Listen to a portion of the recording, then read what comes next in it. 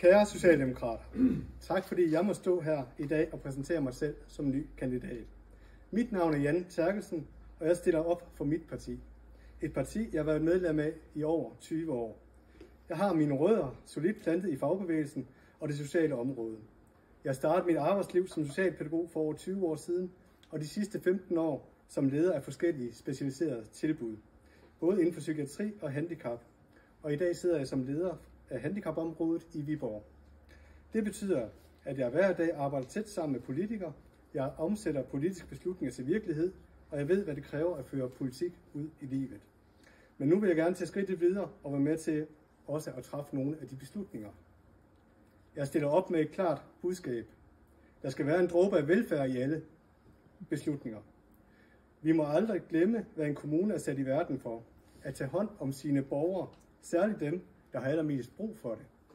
Jeg vil gerne være den sociale stemme i byrådet. En stemme for de mennesker, vi ikke altid hører i debatterne. Mennesker med handicap, borgere med psykisk lidelse, de ældre, de udsatte familier og børn, der ikke trives i hverken skole eller daginstitutioner. For mig er det enkelt. Når vi forebygger, sparer vi ikke bare penge, vi forbedrer liv. Vi kan ikke spare os ud af problemerne.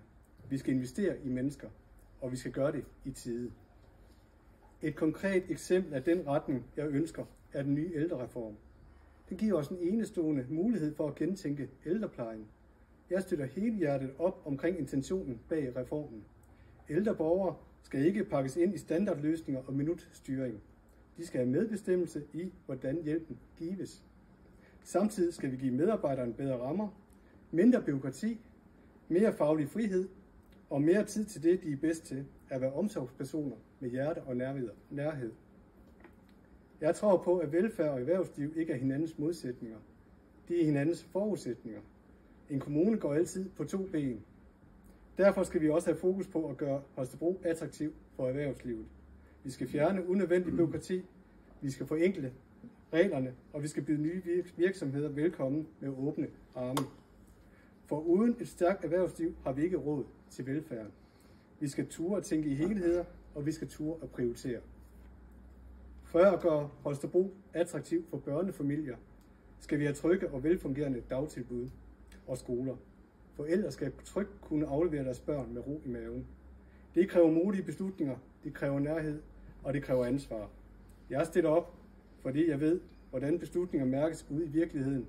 Jeg står midt i det, og jeg ved, hvor meget politik betyder, når det handler om tryghed og værdighed, og muligheden for det enkelte menneske. Derfor mit løfte klar. Jeg vil kæmpe for, at der er en dråbe af velfærd i alle vores beslutninger. Jeg vil være din sociale stemme i Holstebro Byråd.